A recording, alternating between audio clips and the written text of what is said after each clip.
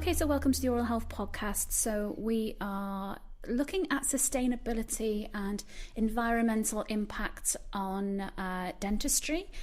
So today we are going to have a little bit of discussion about plastics in dentistry, because plastic is everywhere, right? But in healthcare especially so. But we're going to just have a little bit of a chat about what we can do to be a bit more plastic conscious, and also what dentists might be able to do. But obviously I can't talk about the dentist side as much as Karen, who's with me today. So how are you, Karen? I'm good, thank you. And I have to say, you haven't mentioned my age yet, so I'm just waiting for it. But hopefully we can get through a whole podcast without you saying how old I am. Let's give it a go. I'm obviously sustainable.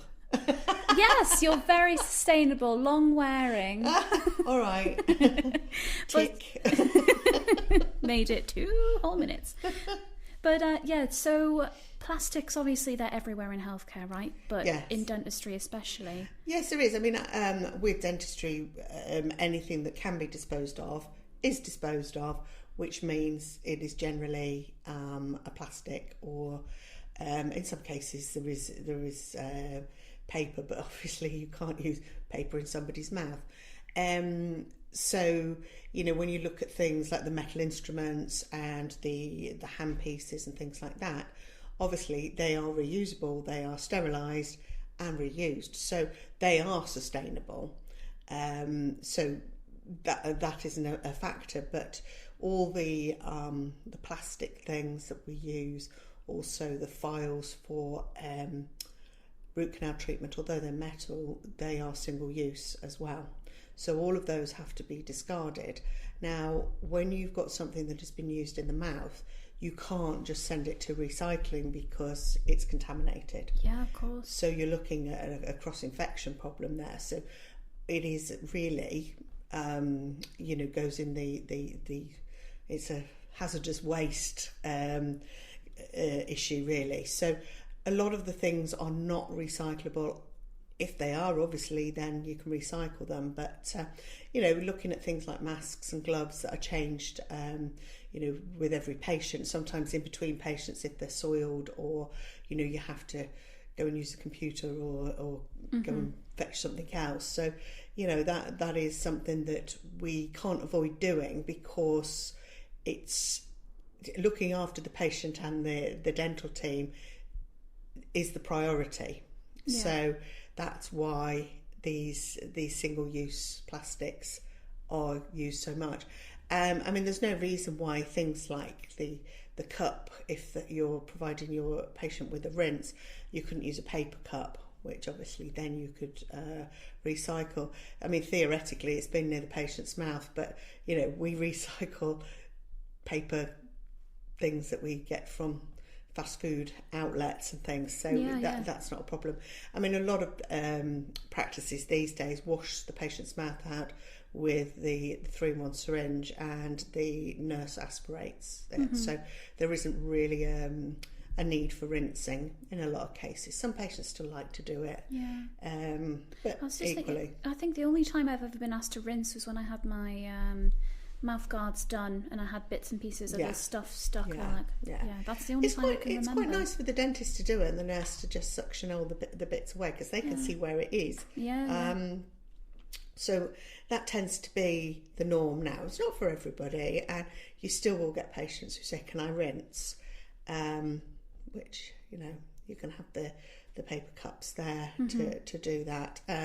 So we're never going to eliminate it completely, but just thinking a bit smarter, and only change your gloves when you need to, and look at the glove awareness campaign from the Royal College of Nursing, absolutely, because that will give you some good tips on that. So there are ways that we can slightly reduce it, but I can't see a way that we are going to, in the current way things are done. They're single use. You can't get around the fact that they will be contaminated after they're used. Absolutely. And safety and cross-contamination risk comes above everything else, because it just does, like, medical stuff kind of gets a little bit of a free pass with disposable waste, but I think yes, obviously we, as I said before, we have to protect the team, we have to protect the patients, but the if there is a way to recycle more than is recycled at the moment, I mean, an ideal one would be the sterilisation pouches, because they're sterile. So when you take your instruments out, you could potentially recycle those if it's made of a recyclable material. So that is something else. Obviously the boxes that your gloves come in, they will be recyclable.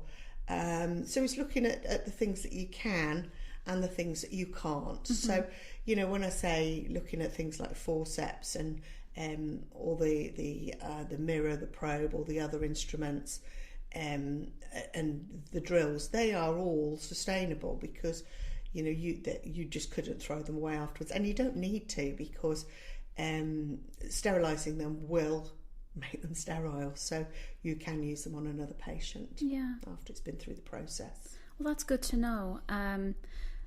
And it's good to know what dentists and dental practices can do, but also we have to take a little bit of responsibility. So there is some stuff that you can look at if you want to be, more of an eco warrior. I know we try to be as much as possible, and there's people in our office that are very passionate about it, as they should be.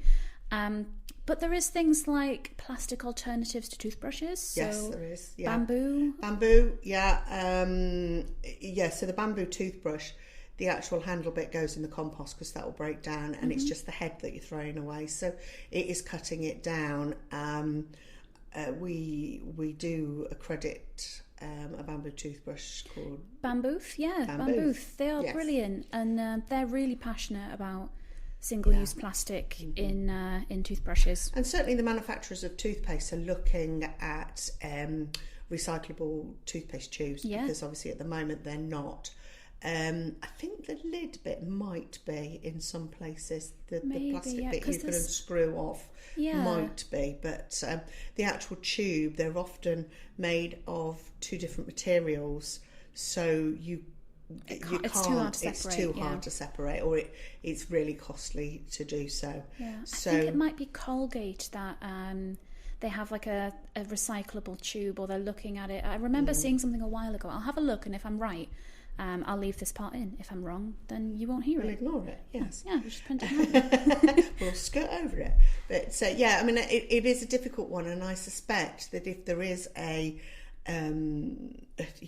breakthrough in recyclable toothpaste tubes, they will probably be quite expensive at the moment. So we just need more companies to get on board with it. But it is something that everybody is so keen on. I mean, when you go to dental shows, it is literally what people want to talk about, is how we can be more environmentally friendly, and how we can get products. And certainly speaking for two sort of entrepreneurs who are inventing things, that is the kind of things in dentistry that they are looking at, making sure they're sustainable. I mean, there are toothpaste tablets as well, which is no tube, so that's very sustainable.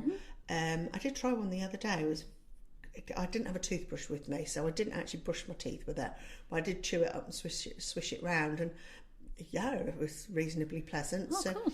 I think you would then crunch it up in your mouth and then use your toothbrush, which I didn't have one at the time, so I just tried it on its own. So it was good. I mean, I think we need to check that it's got the optimum amount of fluoride in. Absolutely. So I mean, that is a real advantage, using those, as long as it's got the right fluoride, because it won't have the sodium lauryl sulfate in it, which is the foaming agent of a toothpaste that a lot of people are very sensitive to, especially if you've got gum conditions, if you've got burning mouth syndrome, geographic tongue, lichen planus, those kind of things. It stings. Dry mouth as well, it's not very nice. It does dry your mouth out a bit. So the sodium lauryl sulfate, lots of people have to avoid it, because that's what makes it all foamy. And those toothpaste tabs, they're like a double pronged of sustainable, because there's no plastic tube. No. But sometimes they can also come in like aluminium tins, or like metal paper cases. Bag, But also, you don't need to run the tap to. No. It's your saliva's doing it. Yeah, yeah, so there's no water wastage there either. You would have to rinse your toothbrush, but it's far less. I mean, and again, when you are using your toothbrush, it's slightly off, but this is at home. Don't keep your tap running while you're brushing your teeth, just because you don't need to wet your toothbrush when you put it in your mouth. You should use a dry brush, so you don't need your tap on. Same with interdental cleaning. I normally put a little bit of water in the bottom of the basin, and then in between cleaning, just give it a swill in that, so you don't have to keep it running there as well. So that's pretty good. I mean, with toothpaste tablets, they also, some of them have xylitol in, and as we know, xylitol is a good ingredient for our teeth. It's not an artificial sweetener. It is a sugar-free sweetener that is naturally found, but it alters the consistency of plaque and stops it being quite so sticky, so it does tend to slide off the teeth then better. So you've got kind of a double-pronged attack on plaque, so that is a benefit as well. Yeah, absolutely. I mean, well, when you look at the sustainability in dental practices, the thing that actually is the most damaging is the patients travelling to the dental practice and the staff travelling to the dental practice. So it's when we put it in perspective, the things that we're actually doing in the dental practice are not as bad as getting the staff in and getting the patients in. So without the staff and the patients, we'd be far more sustainable. Oh yeah, if no one was there. Yeah. No one turning the lights on, no one driving the car in. Yeah. So yeah, I mean, it might be worth speaking to receptionists and trying to get families all coming in at once rather than sort of 4 different appointments. And car sharing for staff if they live close by to each other. Yeah. All of that will help. The largest part of our unsustainable efforts, just to make it a little bit better for the environment. Yeah, absolutely. So the day after tomorrow, we have a special guest on. So Nude Gum is one of our accredited products. They are a completely plant-based chewing gum. Their whole slogan is chew plants, not plastic. We'll get into what that means more when we speak to them. But it is a really, really interesting topic and something that really opened my eyes into plastic use in oral health. So just come back for that. And that is it from me and Karen for now. We'll be back later on in the week talking about something else.